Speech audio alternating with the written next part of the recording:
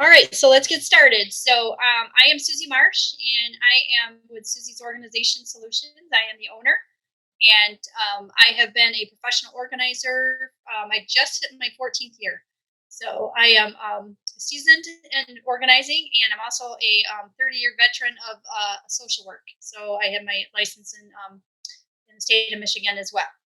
So I want to thank you for coming, and I'm going to try to give you as much information as possible. Sometimes it might seem like a fire hose of information, but feel free. So if you want to have this PowerPoint after the fact, feel free to email me, and you can see all my contact information is listed on the first slide there. So I don't know if you want to take a screenshot or if you want to write down my email address, but it's SOS organize the letter U at gmail.com, and I'd be happy to send you the slide presentation. So like I mentioned, I've been in the business 14 years and love organizing, and I've always kind of had that interest in organizing. So when I was a social worker for 20 some years, I decided that I wanted to kind of transition into doing something different, and I was um, administering a program on my social work side of things. So I kind of had that administrative background, but then I also had the hands-on work working one-on-one with clients and customer service. So I kind of merged the two together and became a professional organizer, got trained, and I'm an active member of NAPO, which is our National Association of Productivity and Organizing Professionals, which is a big mouthful, so we call it NAPO. So NAPO, Michigan is our local chapter, and I was vice president for 4 years of that chapter. And coming up this year, I am being nominated for a position of director of programming. So very exciting there. So anyways, we are going to jump right into the content here, and I'm going to move my slide here. So we can get to the next one, maybe. There we go. All right. So let's talk about clutter. Let's talk about organization. Anybody got clutter? Raise their hand. Yeah, yep. So most people do, and because most people are just like overwhelmed with it. So I just want to have you ask yourself some questions. Yep. So I see some raised hands coming through. Do you desire a simpler life? Are you ready to let go of items? Are life transitions underway? Moving, downsizing, physical challenges, new job, etc. So if you got a transition that's going on in your life right now. Clutter impacting your relationships. So sometimes some person's a little bit neater, and sometimes other people don't necessarily care about having that much organization. It can kind of make you butt heads. And brain clutter. Do you have brain clutter or physical clutter? Yep, everybody has that too, and it can cause overwhelm and anxiety. So that's some of the questions to ask yourself for those things going on with you. All right, here's the next questions. Can you find your important documents easily? Banking, your budget, your bills, your insurance documents. Are you kind of always running around trying to figure out where that paperwork is? Are you rebuying things, having to waste money because you can't necessarily find items? Are you constantly looking for lost or misplaced items? So the number one things that most people tend to lose are their keys, their wallet, sometimes your purse, and your phone. Phones are the big one. There's actually strategies for trying to keep track of all of those. So we're going to go over some strategies as we get through this presentation. And then the last question is it hard to keep your house organized and clutter-free because of chronic disorganization? And we're going to talk about what that means, chronic disorganization. So I want to give you a little bit of background. So you can't take the social worker out of me. So I'm going to tell you guys some background about what it means to have chronic disorganization or situational disorganization. So chronic is a situation, let's say, you've had for most of your life. So you've always kind of felt like, oh, I just can't quite get the things organized. I just can't quite get on top of things. It's been my lifelong story. A lot of my clients will say, well, I've always felt lazy, stupid, just really put down just because my brain doesn't function, normally, per se. Some of the other characteristics of chronic disorganization is that so it's marked by longevity. So like I said, for a lot of times it's most people's lives for their lifetime. And if it interferes with their quality of life, so maybe they have a lot of piles, maybe they have a lot of pathways that they're starting to walk through in their homes. Exits are blocked. And then there's a resistance to self help. So they're buying all the containers, all the bins, all the organizing books, but it doesn't quite come together. So there's that issue with trying to stay organized and trying to do that yourself, but it's just not there. So chronic disorganization, this challenges can stem from conditions such as anxiety, depression, hoarding is a big one. Actually, ADD is another big one. So attention deficit disorder, chronic illness. So like if you have cancer or you have like lupus or some autoimmune disease, that really just can have an impact on your day to day life. Traumatic brain injury. Maybe you had a car accident or maybe you got hit in the head with a softball as you're growing up, and you may have done some brain injury. PTSD, which is post traumatic stress disorder, as well, is also part of that. So that kind of gives you a background about chronic disorganization. It means that the brain is functioning a little bit different than what most people's are. So you have to kind of tap some strategies that are tailored to working with chronic disorganization. And so those are a little bit more specialty. And those are some of the specialties that I work in, is working with people with any of those conditions. So situational disorganization, that's where most people fall into that category. And what that is caused by a circumstance in the person's life that's not necessarily an ongoing situation. It may be something that has come into their lives. It could be a medical condition that's acute, like maybe they broke their leg or broken arm or something. So things are starting to get a little bit out of control. Some clutter's building up. Can't quite keep track of paperwork, that kind of thing. Maybe they've had a change in the family situation, and that would be like a birth or a death in the family, job loss, job change, divorce. Moving's a big one. Moving is torture. If you have moved before, it is a lot, especially if you've lived in your house a long time. You've accumulated, you've had a lot of years to accumulate things into your home. But so situationally, so if you're moving, you're just moving into a new house, you're trying to find everything, things are disorganized. A lot of times people will call me and just ask me questions because they have lack of time. They just are like a two-family or two-parent family, and they're out working, both of them, and then when they come home, they're exhausted and they can't quite get to everything with the home. So they have a lot of family obligations, kids in sports and activities, all of that kind of thing. So there's that lack of time that comes into play there. Or the spaces are inadequate. So you have a 3,000 square foot house, but you have a 6,000 square foot of stuff. So trying to cram that all into one house that is half the size of what you need it to be. So having to look at things a little bit more in depth, is very important. So, all right. So situational disorganization. I went over that. I'm going to just dive in a little bit about excessive clutter and why that can be a problem. So safety hazards. So it can be a fall risk. So if it's in your handbags. Yeah.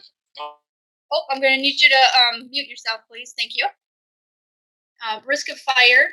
So if you got too many things that are close to like your in your utility room, like your furnaces and around your water heater, around your fireplace, anything like that. If you have too much, then that can be a fire hazard. Public health hazard too. You can have some infestations that can happen too if you have too much stuff in your home.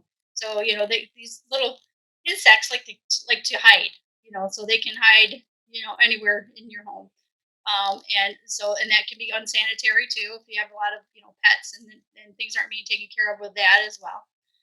And then I'm going to jump down to the health hazards. So a lot of people don't think about it, but if you have mold in your house, that can be a really a bad situation for your lungs, respiratory.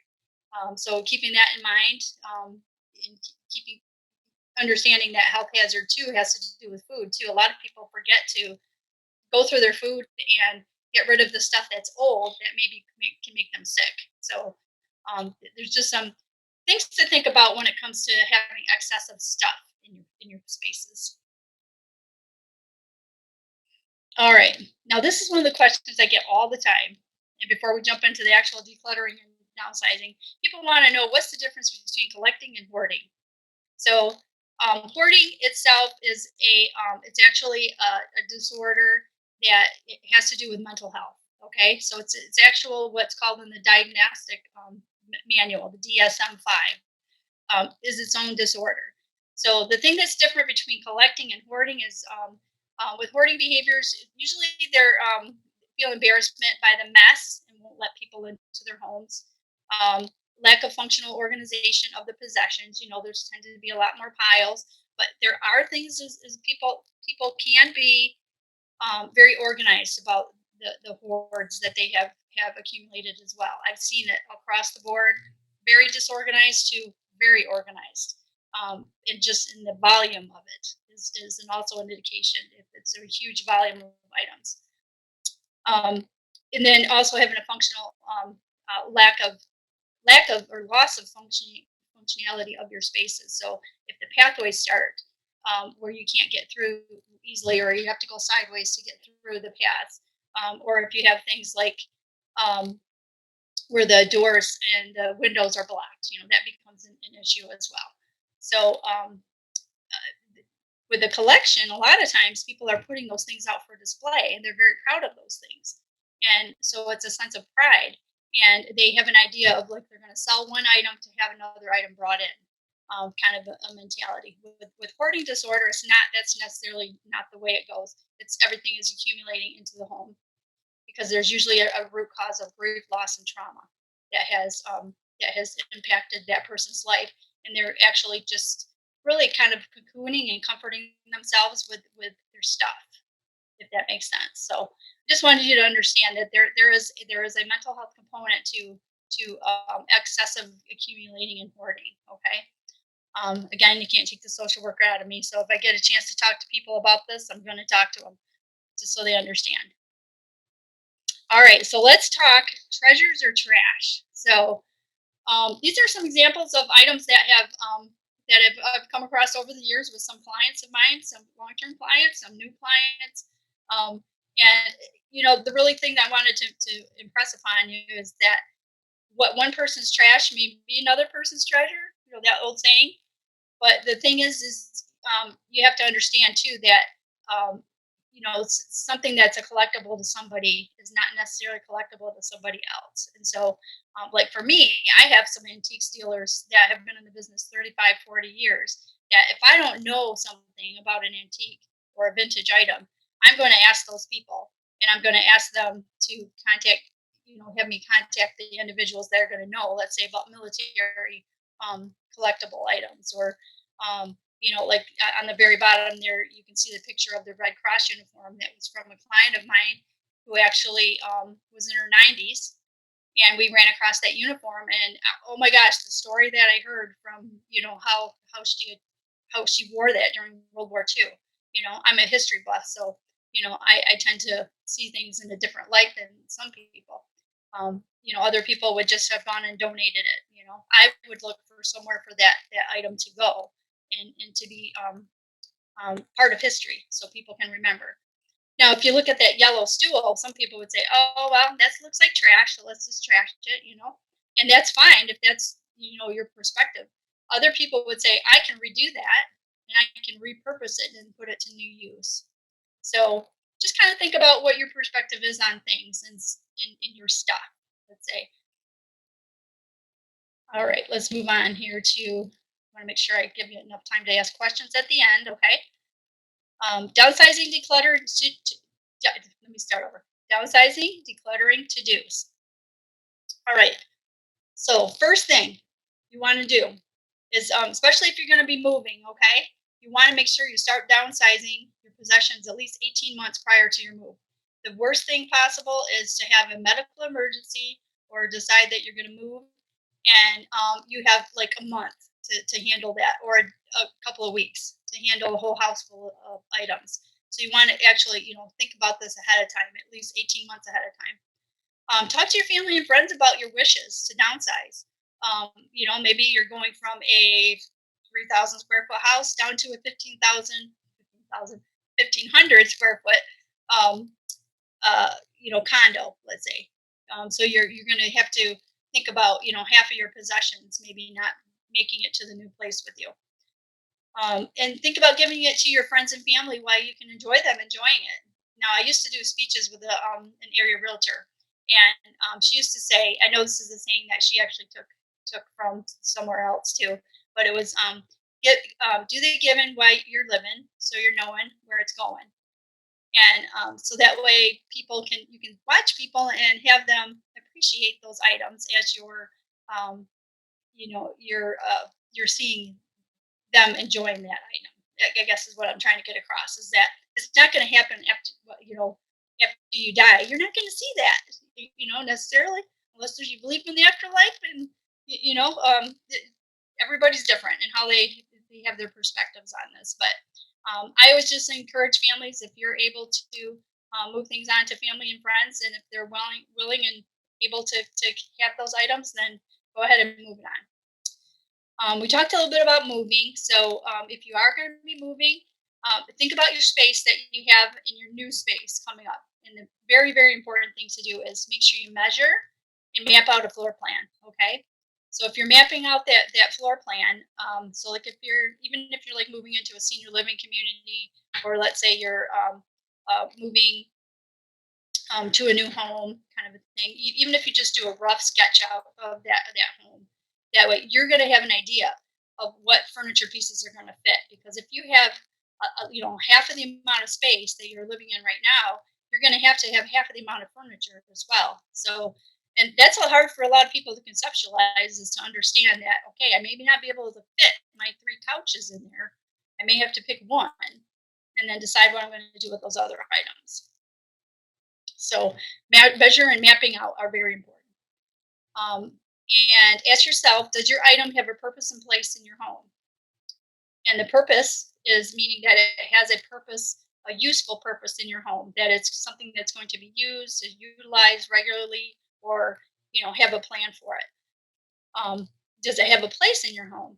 Everything takes up valuable storage space in your home, no matter where it's located in your kitchen, in your basement, in your bathroom. Everything has a finite storage amount. So you want to make sure that those items um, has a home in a place for it to go. Okay, the last one, second to last one. How can I utilize all my available and valuable spaces in my home? So behind your doors, inside your door cabinets, under your beds, wall spaces. A lot of spaces people don't think about going higher with their storage. Everything tends to be like waist high and lower, but using all that vertical space is very important. We're going to go over some of the products that I have behind me too, so I can give you some visual and some of the organization tips. That way, I typically use with a lot of clients.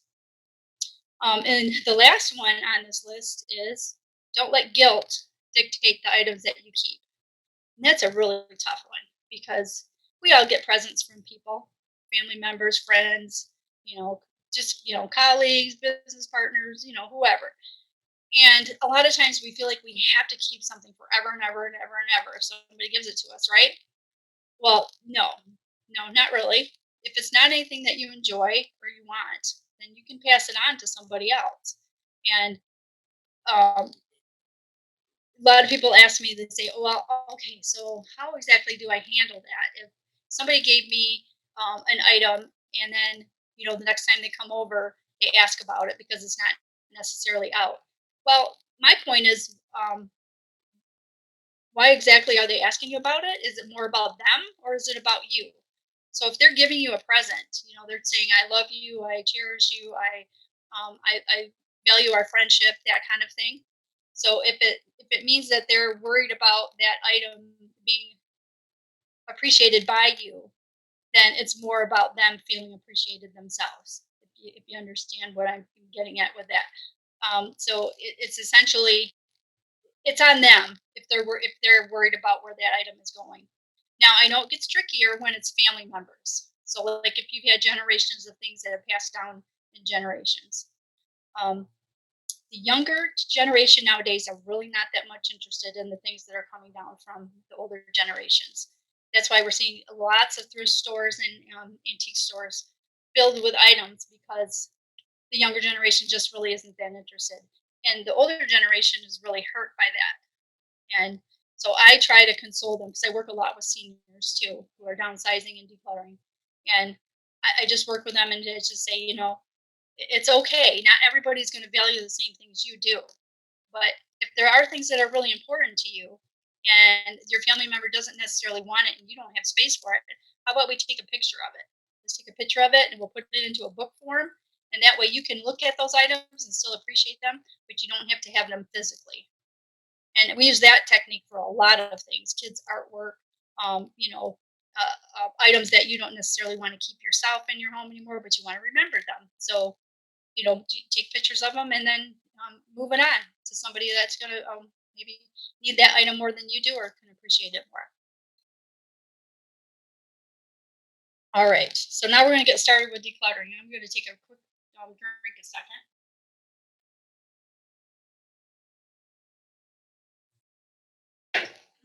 All right. Okay. So how do you start decluttering? That's like overwhelming to a lot of people. So this is the actual process that we use as organizers. Some organizers maybe do it a little bit different, but this is really how my process is. So you want to start out with the sorting process and what we call the rough sort. So that's where you're going to let's take an example of a closet. Let's say you have your hallway closet. We're going to dive into that one first. So the first thing is give yourself enough time to actually work in that closet.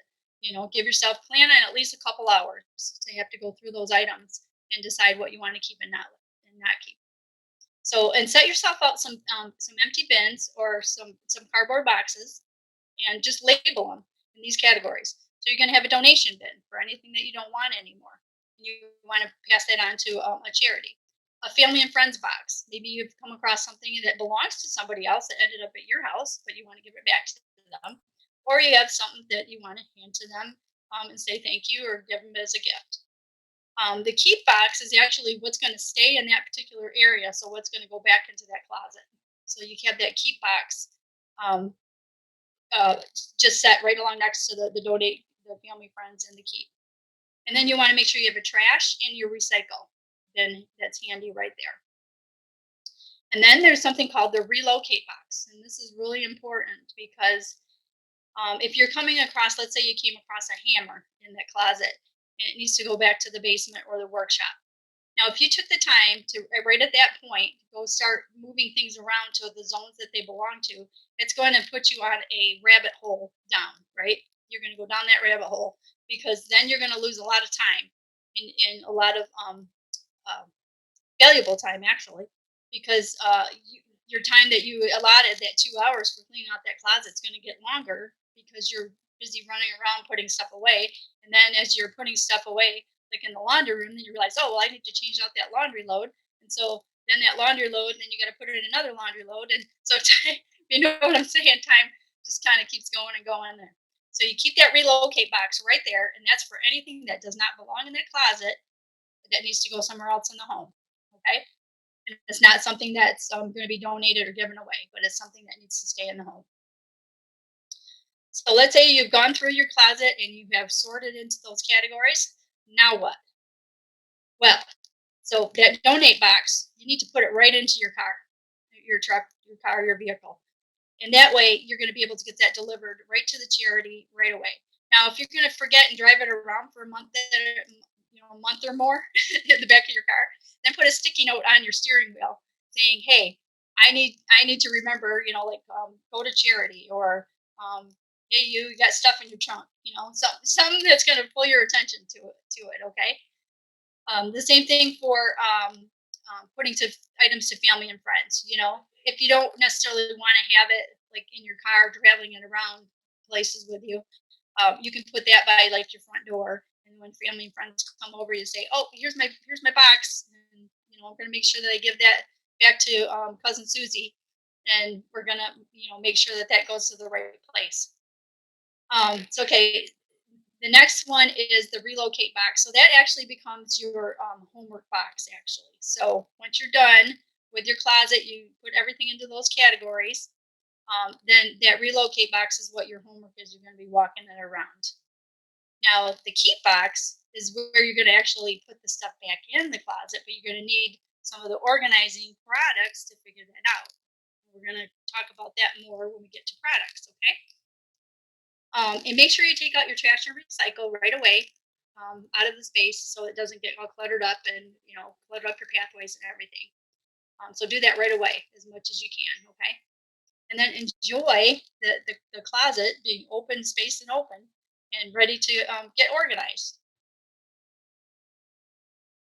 All right. Now, I want to talk to you a little bit about what to do if you don't want to bring your stuff to donations, okay? There's different options for selling. You got garage sales. Now, I know a lot of people like doing garage sales. They're a lot of labor for sometimes not that great a return. I know some garage sales, yard sales do fabulous because you have like a whole neighborhood sale going on at the same time. And it's all planned out for that year, and when it's going to happen, and it's all at the same time. So I know people really like to do those, so that's an option. Estate sales are another one. So the good point on estate sales is that they'll take everything in the house usually, but you have to pay a percentage. It can be 30 to 40% of all the proceeds of the sale goes to the company to pay for their time and their effort in order to hold that estate sale. And there are companies out there that'll actually buy up the whole estate, take it as is and take it off to their store and put it in their store. So they're just giving you the money. So you don't even have to deal with having the estate sale in your home or anything like that.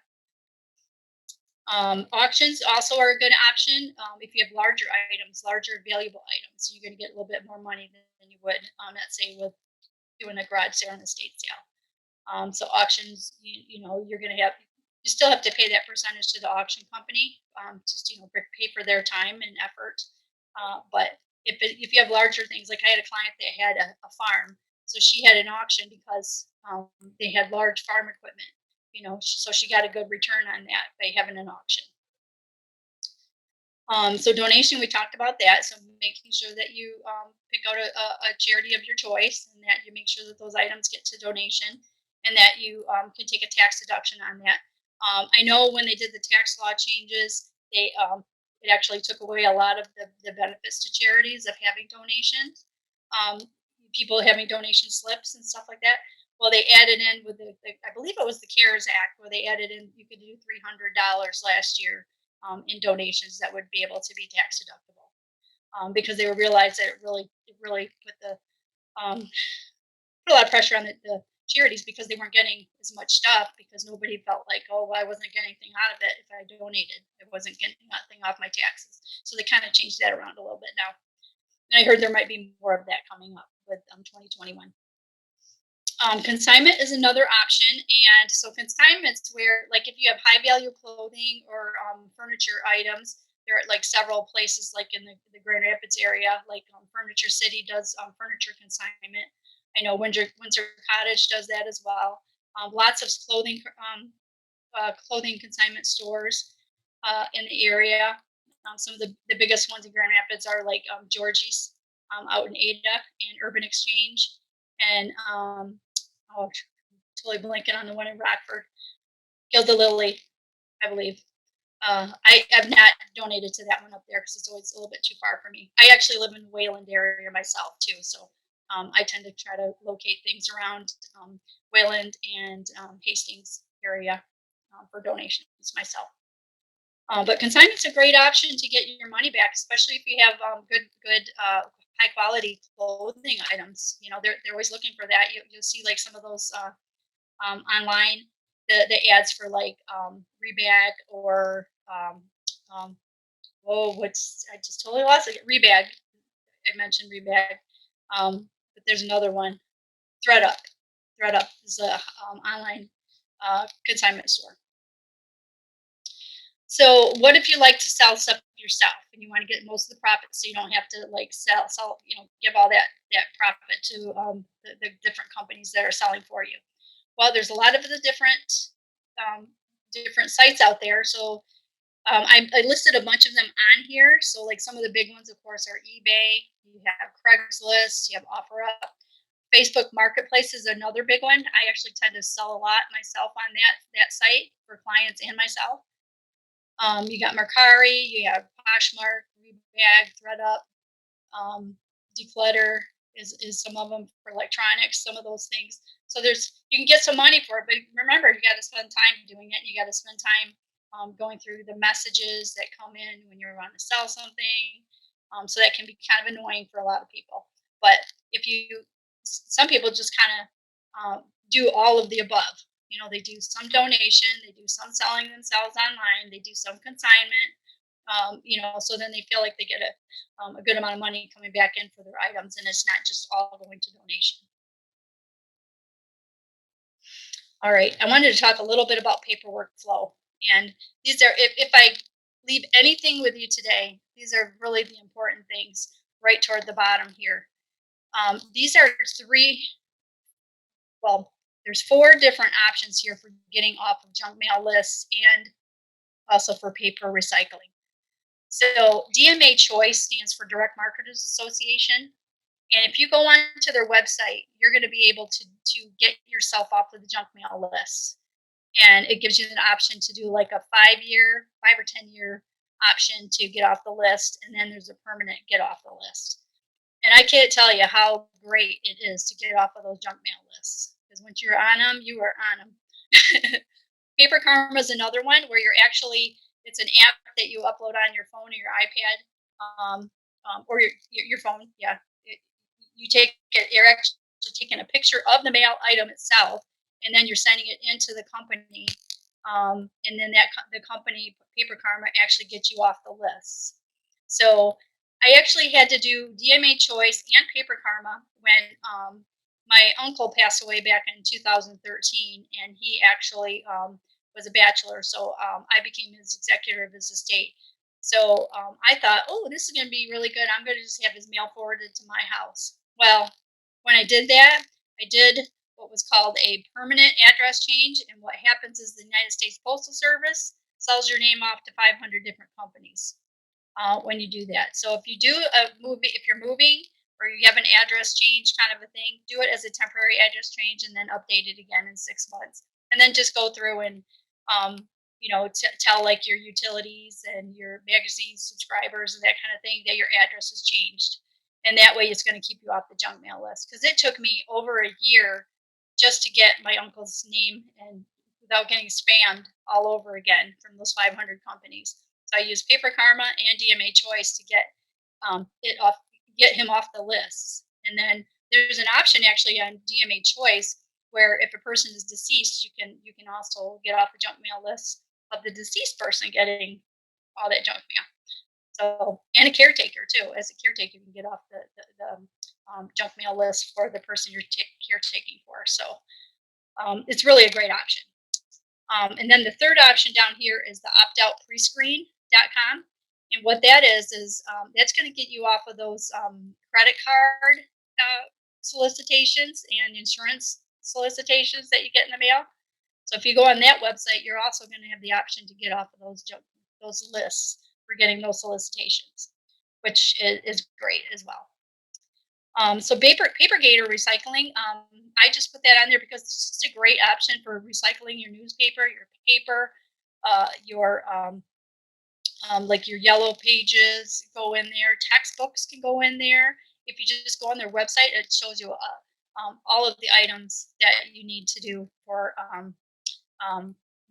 anything that you need to know can go into their Papergator. Okay, and they're usually at churches and schools because it's a fundraising opportunity for the nonprofits to benefit from this. So you just look for the green big dumpsters that have a big alligator on the front of it, Papergator. I also wanted to mention up here is so talking about paperwork. Paperwork is a really hard one for a lot of people. And so I try to simplify it for them just by telling them, okay, you want to just make sure you have a place for action items to go. Either if it's like a bill pay filing system. I'll give you an example.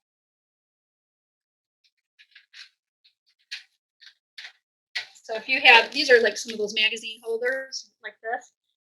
I just happen to have some file folders in here like this. This one says very important. So you can get some really cool file folders that can actually bring your attention to needing to do things. So, like, this is your very important file that you can put in your action items, things that you have to do and you have to get to, right? Then you can also have another folder of to be filed, so it's like less important. And a lot of people are going toward scanning items in. I actually did a ton of scanning myself. You can get some really nice scanners out there, paper scanners, and it can be scanned right into a file system. So, like, I use Dropbox. So, if you scan your documents and it gets saved right into Dropbox, and you just set up a file on Dropbox, and then you don't have to hold the paper anymore. And that's really a nice thing when you don't have like file cabinets full of paper. So, yeah, I just want to make sure I shared that. So making sure you have an action folder and make sure that you have a filing system, and if you archive as well. So if there's things that you want to hold on to, like your mortgage papers, that kind of thing, that you don't necessarily want to scan into your computer, but you want to hold on to all those documents. You make sure you have an archive situation, like in your like having a file cabinet that has some of those archive paperwork items too. Hopefully that makes sense. All right, I'm checking my time, make sure that we're doing okay here. Oh, I wanted to mention too, back over here. So everybody's got you got to have a to-do list, right? So this just happens to be an example of one.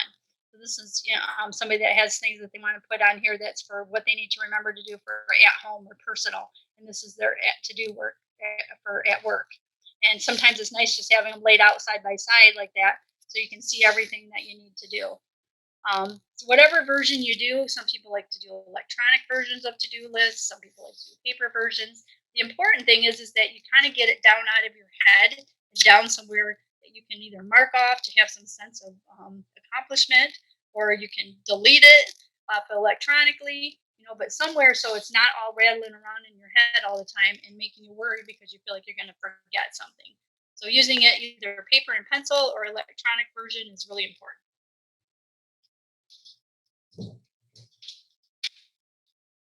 You can see on my yellow to-do list back here, it actually says to do's. Now this is actually a big sticky note, which is pretty cool. I use some of these for clients because I want them to actually have something that's up and visual to them. You can get these in different colors as well, but this is one huge sticky note. But I just gave an example of what a to-do could be for that particular day. 5 items. Anything more than 5, you're going to start making your brain go nuts. So you want to limit things of what you're going to do for that day to no more than 5 items. And then you can make a second list that would have some of the things to think about for the rest of the week or the next day, or each day of the week, kind of a thing. That way you don't get overwhelmed with having like 25 different things on one list.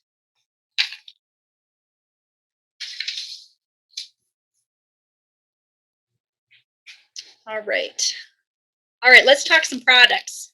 So, this is my favorite part. This is my favorite part because I get to show you all the really cool stuff that's out there. Let's talk some drawer organizers.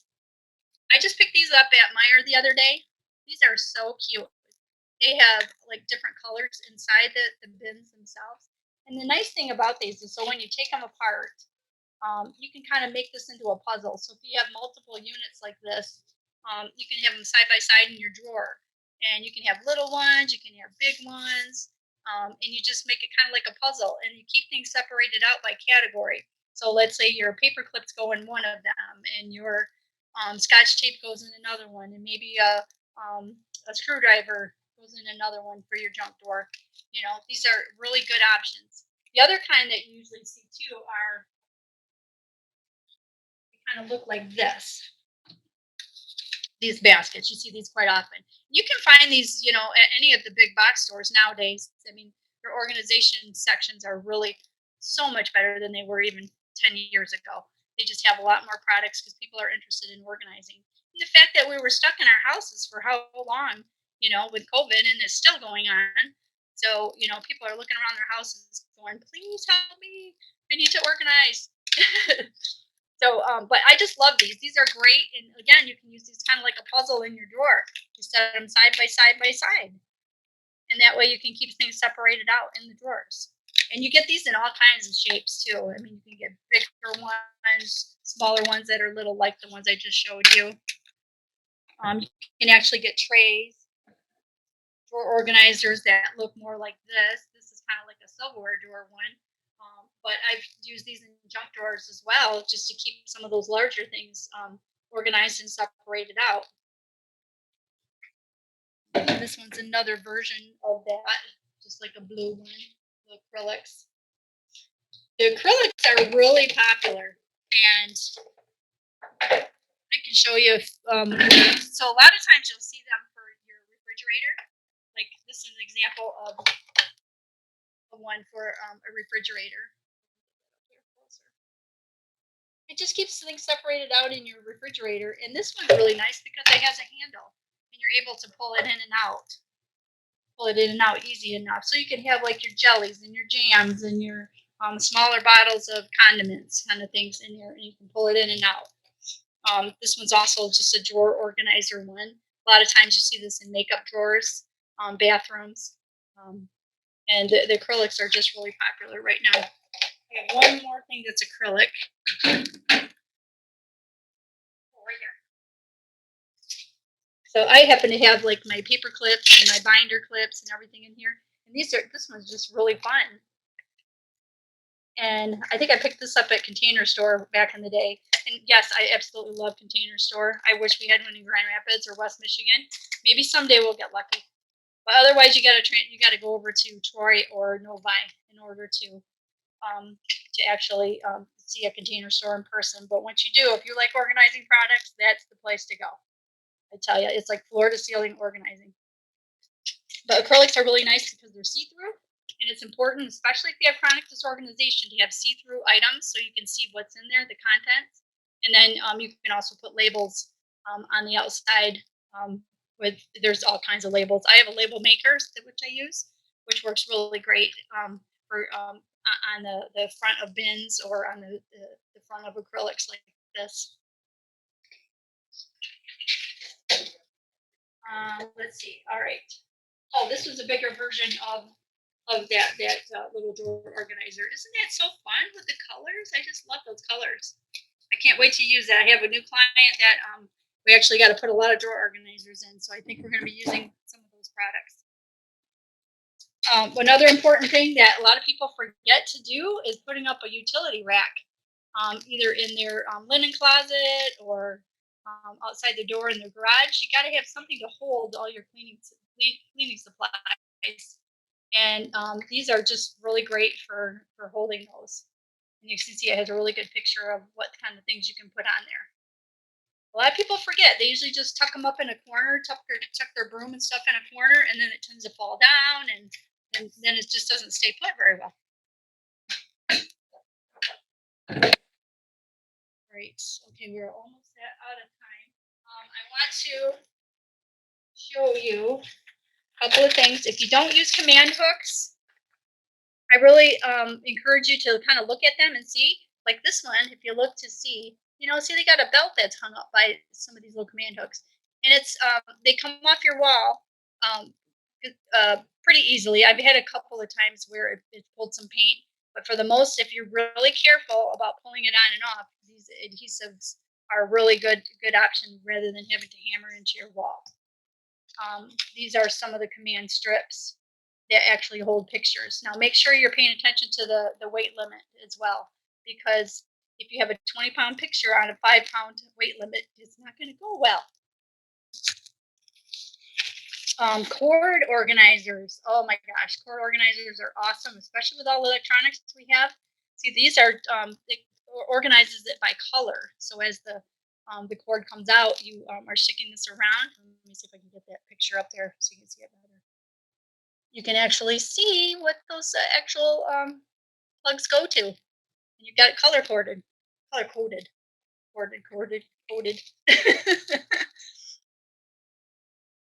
Same thing like that, where you're getting those wires together, because it can be just a huge mess. Let me show the back side of that too.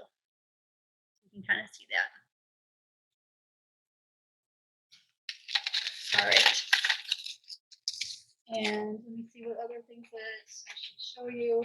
Oh, the helper shelf. Helper shelves are really great because, as you can see, it makes it so you have room underneath here to store items, and then room on top to store items. So they're really great for kitchen cabinets or just any cabinet really, where you want to have things stacked. But if you stack things too high without a helper shelf, there's always the danger that stuff is going to fall over and it's just going to become a big mess. So helper shelves just keep things separated out, and you're using all the vertical space going taller. Okay. So that's one of the important things there. The other type of drawer organizer that I wanted to show you, type of drawer organizer, sorry, I was talking with my back to the camera, is these. There we go. These are really nice. They're actually the Real Simple brand, which is the magazine. Real Simple. But these are little plastic ones you put together, and you can keep your socks and your underwear and everything else really separated out in your drawer as well. And they just make things really nice and neat. They work really great. Here's an example of one that's put together. Just real simple. Real simple. All right, I want to make sure that I click through. Some of the questions people have for me too are what they can recycle and dispose of. So for Allegan County, I put a link on here. So you want to, if you don't get this this particular PowerPoint, if you don't want to have the PowerPoint, just Google Allegan County. Where can I recycle? And that's going to come up, and it comes up with all the items of where you can recycle medications. Because you don't want to put that in the water supply by putting that down your toilet. You want to make sure that it goes back to the facilities, so they can, what they actually do with old medications is they actually incinerate it, they burn it. And a lot of the outlying counties actually bring that to Kent County for their incinerator plant, and they burn it. So I did the garbage tour back in the day with GRCC, and that's what they were talking about, all the different ways that garbage is disposed of in Kent County. But it's really important to keep the medications out of the water supply. Computers and TVs and electronics. Again, if you go onto Allegan County's page, it actually talks about where you can let go of those items. And a big one in Grand Rapids area is Comprenew, which is a nonprofit, and you can recycle all of your electronics there, and they take a lot of different things. Advanced technology recycling is also one as well. All right. Mental health resources. If you want to have more information about the mental health aspect of clutter and chronic disorganization, feel free to just email me. I'm happy to give you some more information about that. If you're looking for organization help, like I said, I mentioned NAPO. NAPO Michigan is our Michigan chapter. So these websites are actually, that one's going to lead you to NAPO Michigan. You can see all the organizers in Michigan that are part of the chapter. That means that we have all of the ethical standards and quality standards of our industry when we belong to NAPO. The National Association is napo.net. And then challengingdisorganization.org actually focuses on the chronic challenges for those individuals with chronic disorganization. And I'm actually a member of that for the last 11 years. And it just really helps us as professional organizers to understand the brain and to how to tailor and strategize with clients that maybe have chronic disorganization challenges. And we are ready for questions. Let me see if I can get that open. I don't see anybody unmuting. Anything at all? Any questions about organization? Anything that's burning in the back of your mind that I wasn't able to cover? I know an hour is not a real long time to go over a lot of organization tips and strategies, but I hope I gave you some basic ones. And if you have more information that you would like to get from me, feel free to reach out. Again, if you want to email me, my email is sosorganize, the letter U, at gmail.com.